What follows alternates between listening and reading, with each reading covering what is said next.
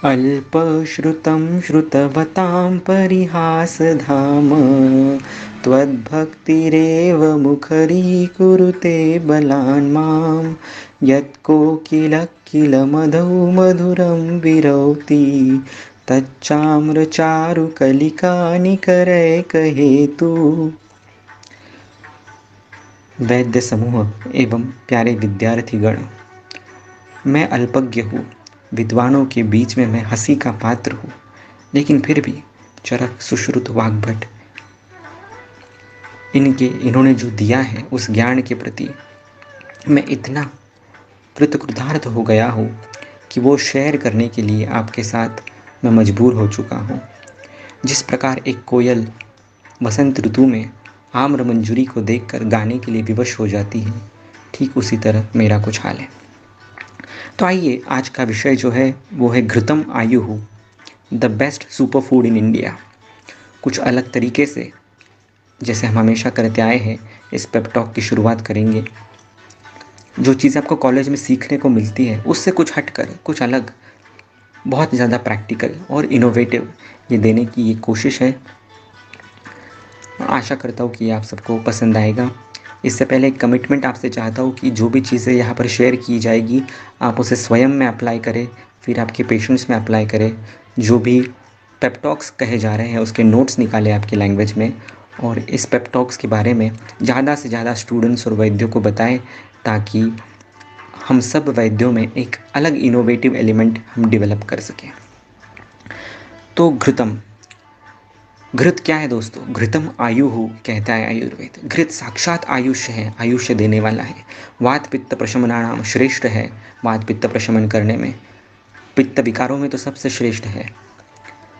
सर्व स्नेहम सर्वोत्तमम, सभी स्नेहों में सर्वोत्तम है। संस्कार अनुवत है, उस पर किए गए संस्कार के कारण वो कफ को जीतता है, शैत्य के कारण पित्त को जीतता है, और स्नेह होने के कारण वात को जीतता है। इतनी खूबियाँ इस घृत में है। हमारा शरीर जो है, ये सुश्रुत कहते हैं चिकित्सा स्थान में, स्नेह सारो अयम ही पुरुषः, पुरुष स्नेह सार है, इस स्नेह की बहुत आवश्यकता है। सभी जो धातु है वो धातु स्नेह परंपरा से जुड़े हुए हैं। परस्पर उपस्तंभात धातु स्नेह परंपरा, चरक चिकित्सा गृहिणी अध्याय।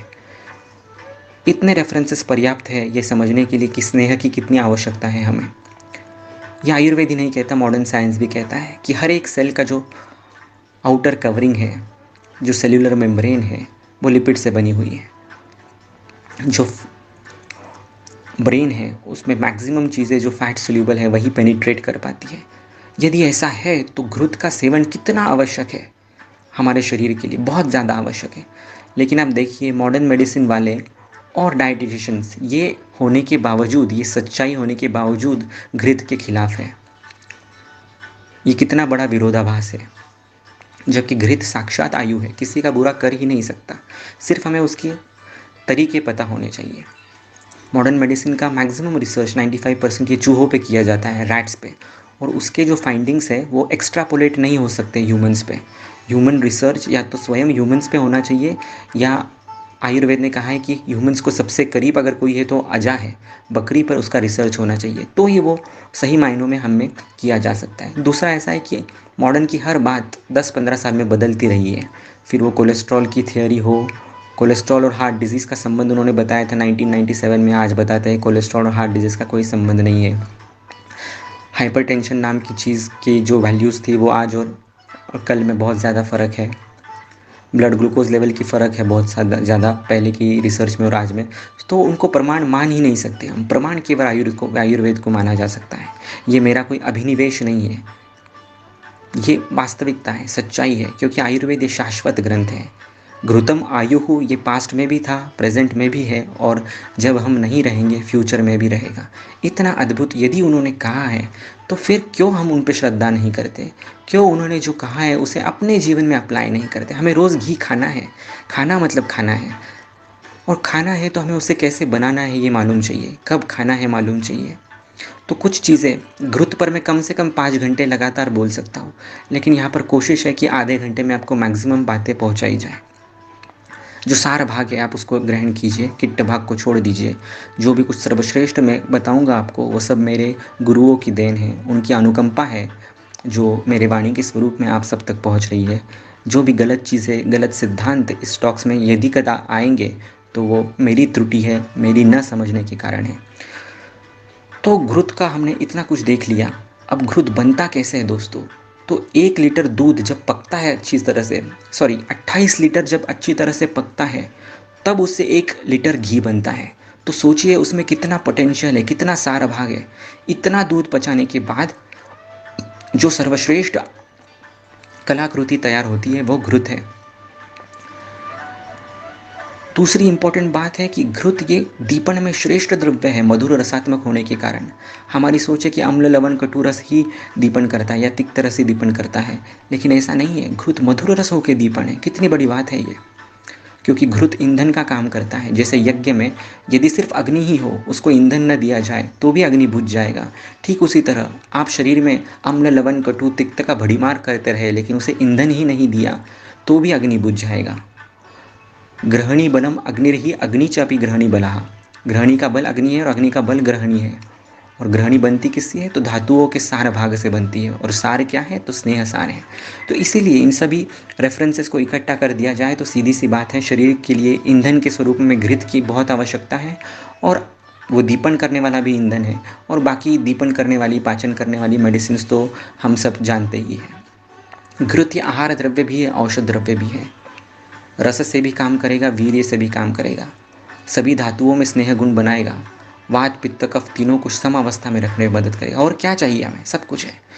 तो आइए सीखते हैं कि घी को बनाएं कैसे। पहले तो सबसे पहले आज जो दूध मिलता है, क्या वो सही मायने में दूध है?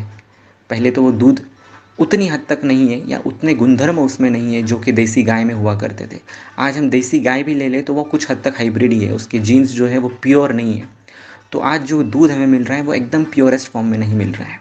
फिर भी हम इस दूध पर कुछ संस्कार कर कर, कुछ सही तरीके से इसका इस्तेमाल करके हम इससे घृत बना ही सकते हैं। तो उसके लिए सबसे प्रथम आपको ज़रूरी है कि जो भी कोई दूध मिल रहा है आपको, वो हर बार अच्छे से उसका पाचन हो। जितना दूध लेते हैं उसमें उतना ही पानी मिलाकर, सौंठ डालकर, हल्दी डालकर, मरीच डालकर, जो कि प्रमाथी द्रव्य है, उससे उस दूध का पाचन कर लेना चाहिए। फिर जो दूध से साय जो ऊपर का वो बनता है अग्नि देने के बाद, उसको आपको जमा करते जाना है और फ्रीज में स्टोर कर देना है। ऐसा वो काफ़ी हद तक जमा हो गया, फिर उसे बाहर निकाल के रखना है, रूम टेम्परेचर पे लाना है। ये जो साय है उसको तवे पर, थोड़ा तवे को अच्छी तरह से गर्म कर लेना है, उसके ऊपर बर्तन में इस साय को गर्म करना है इनडायरेक्ट हीट से। और उसमें थोड़ा सा विरेचन जिसे बोलते हैं यानी कि दही, वो आपको डाल देना है। तो कुछ 6 से 8 घंटे में ऋतु के अनुसार उसका परिवर्तन दही में हो जाएगा। फिर उसमें पानी डालना है, अच्छे से उसको मथना है, उससे उसका रूपांतरण मक्खन में हो जाएगा। फिर इस मक्खन को पीतल के पतीले में लेना है और उसे हल्का गर्म करते जाना है मध्यम आंच पर। और उसमें जब आप पानी डालोगे बाद में, नीचे बेरी बन जाएगी। जब घृत तैयार होते आएगा तब उस पर पानी की कुछ बूंदें डालोगे तो चट चट आवाज़ आएगा, जिससे समझ लीजिएगा कि ये घृत सिद्ध हो चुका है। घृत ठंडा होने के बाद मोम की तरह वाइट नहीं दिखना चाहिए, वो थोड़ा सा येलोइश दिखना चाहिए, ग्रैन्युलर दिखना चाहिए। ये सही सम्यक घृत की पहचान है।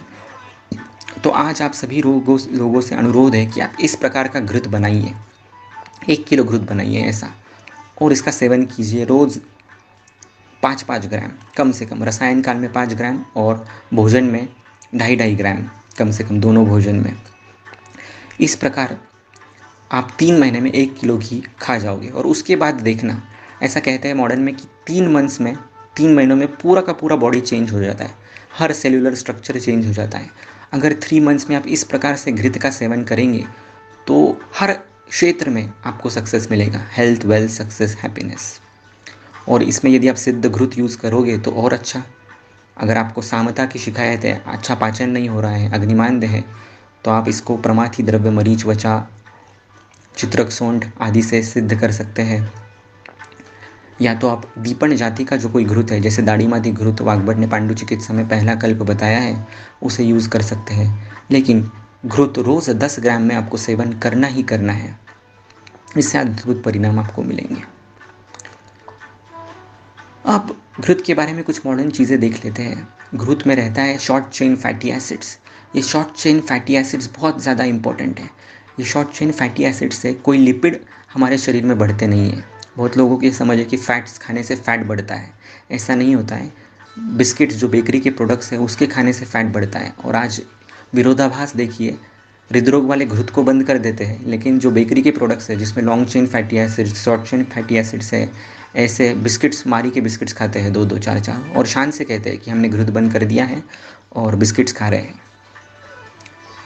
बहुत बुरी बात है, बहुत बड़ा अज्ञान है। यह अज्ञान ही भय का कारण है, और भय ही जो है वो बीमारियों का कारण है। तो ज्ञान होना चाहिए इसका, हमें होना चाहिए, तब जाके हम अपने रुग्णों तक ये बातें पहुंचा पाएंगे। तो शॉर्ट चेन फैटी एसिड्स जो रहती है उसका जब ऑक्सीडेशन होता है तो वो लीवर से अच्छे फैट्स को पिघला के शरीर से बाहर निकाल देता है। इसलिए घृत के सेवन करने से फैट का प्रमाण शरीर में कम होता है। घृत में एंटीऑक्सीडेंट्स बहुत हायर क्वांटिटी में होते हैं। विटामिन डी जो कि बहुत इंपॉर्टेंट है नर्वस हेल्थ के लिए और हार्मोनल हेल्थ के लिए, वो फैट सोल्यूबल विटामिन है, वो भी घृत में ही डिजॉल्व हो सकता है। स्नेहसारो अयम ही पुरुषः, हर धातु का जो स्नेह का बॉन्डिंग है वो केवल घृत के कारण हो सकता है।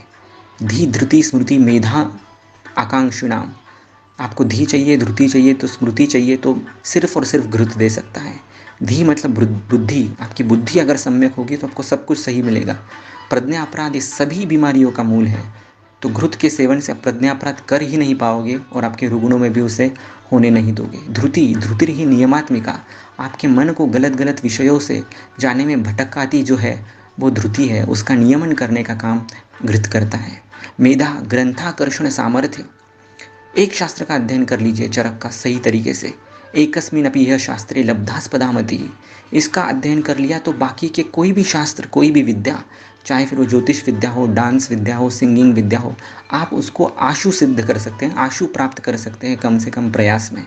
ये सामर्थ्य चरक देता है, ये सामर्थ्य घृत का सेवन देता है। तो ये हमें ध्यान में रखना है हमेशा। घृत की ग्लाइसेमिक इंडेक्स कम कराने वाला है। इसलिए हमारे पारंपरिक कोई भी फूड्स देख लीजिए आप, दाल बट्टी ले लीजिए मारवाड़ी लोगों में, ब्राह्मण लोगों में चावल घी शक्कर या चावल दाल और घी, इसका सेवन देख लीजिए। मोदक और घी का सेवन देख लीजिए, हर किसी में घी है। तो ये घी प्रोटीन्स और कार्बोहाइड्रेट्स का अच्छे से पाचन करने में, कार्बोहाइड्रेट्स का ग्लाइसेमिक इंडेक्स कम करने में काम करता है।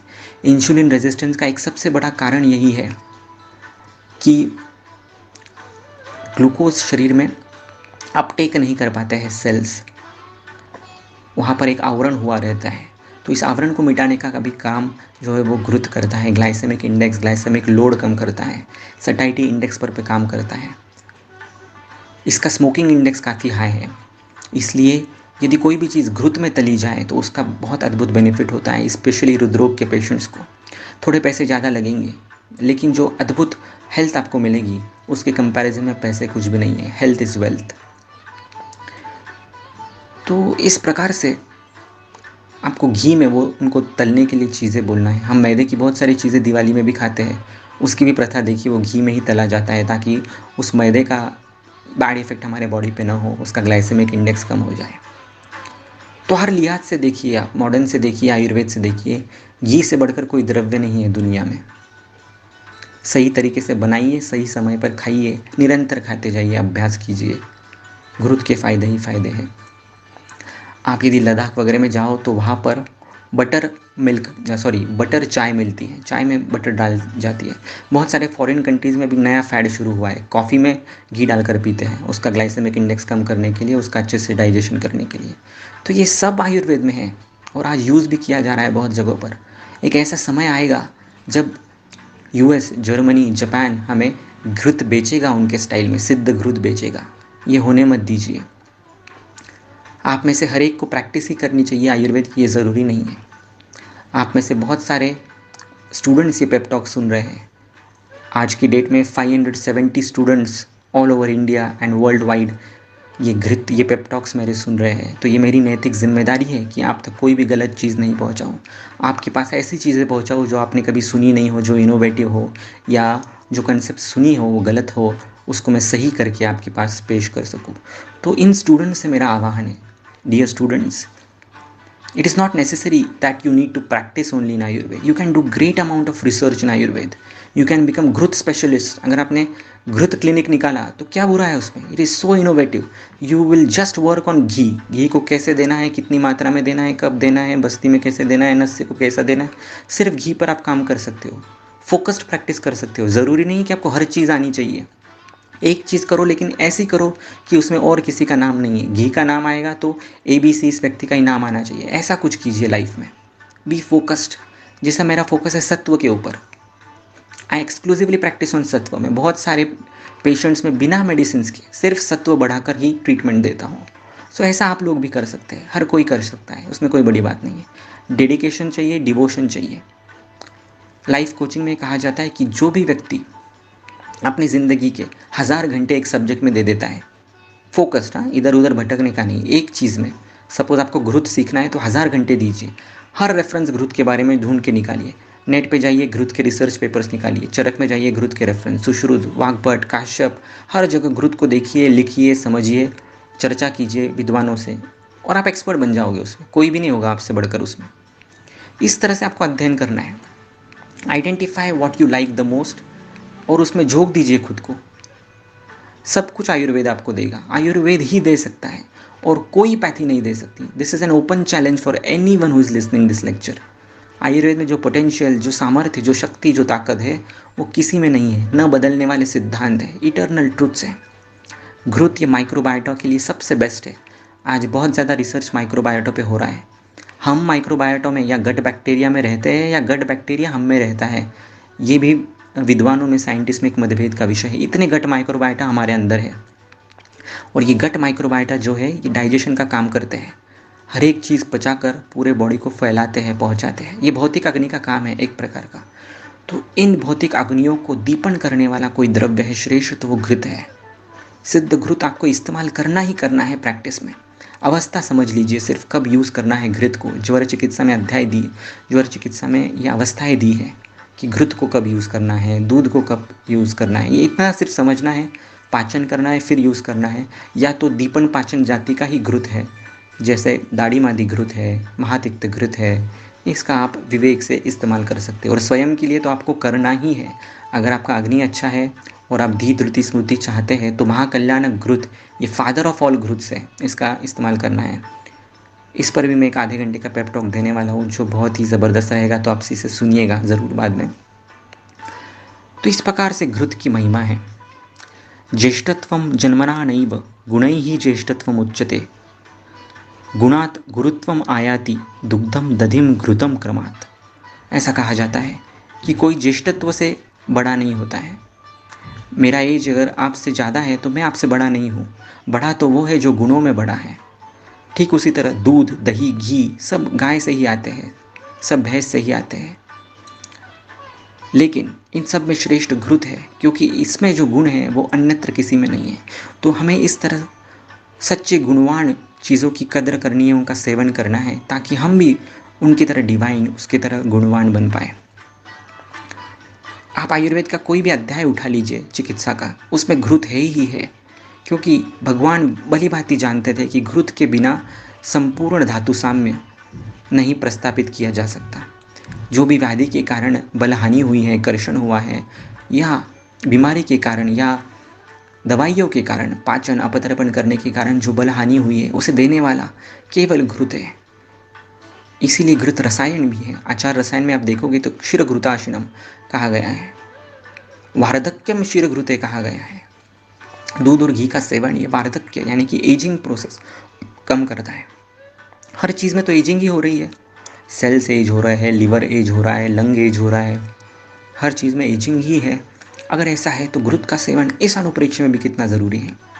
दूध और घी का कॉम्बिनेशन जो है प्रोटीन और फैट का, ये अद्भुत काम शरीर के अंदर करता है।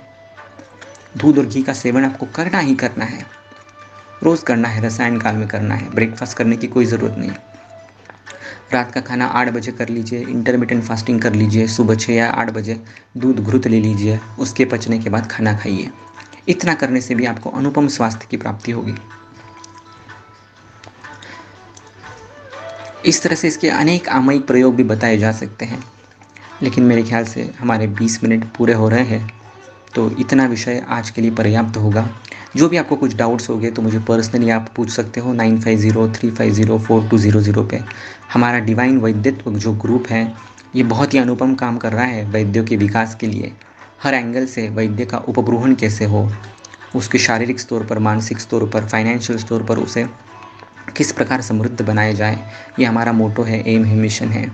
तो इसमें आप भी जुड़िए, इस ग्रुप में ज्वाइन हो जाइए व्हाट्सएप के ऊपर, और आपके बहुत सारे फ्रेंड्स को भी इसमें जोड़िए, ताकि हम एज अ वैद्य समूह उस मकाम पर पहुंच जाए जिस मकाम पर पहुंचने के बाद हमें किसी को प्रूव करने की ज़रूरत नहीं होगी कि आयुर्वेद श्रेष्ठ है। हम आयुर्वेद जिएंगे, अपने रुग्णों को वैसा जीने पर मजबूर करेंगे, और जो रिफेक्ट्स हमें मिलेंगे उस उसका साक्षी स्वयं भगवान होगा, और वो हमें उस मकाम पर पहुंचाएगा आयुर्वेद को जो उसका सर्वोत्कृष्ट स्थान है। Thank you.